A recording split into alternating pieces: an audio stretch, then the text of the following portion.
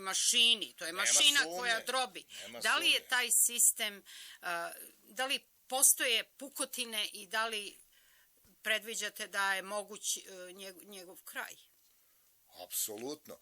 Pa, mnogo je u našoj istoriji civilizacije, mnogo je bilo takvih projekata snažne mašinerije koja bi radila subordinirano vođi, koja bi određeni cilj ostvarila, a u suštini sve se to skrkalo. Skrkao se Napoleon, Aleksandar Makedonski, raspalo se i njegovo carstvo.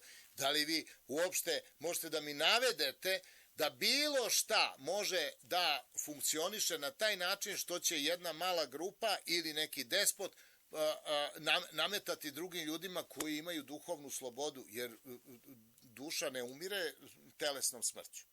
Treba i to uzeti u obzir. Znači, postoje duhovni zakoni, pa postoji duševna permanencija i posle telesne diskarnacije, a oni rade samo na nivou tela i na nivou onog dela duševne strukture koji treba da vlada telom.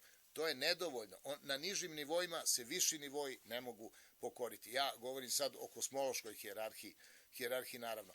I u tom smislu mi ovde predstavljamo jednu oazu slobode.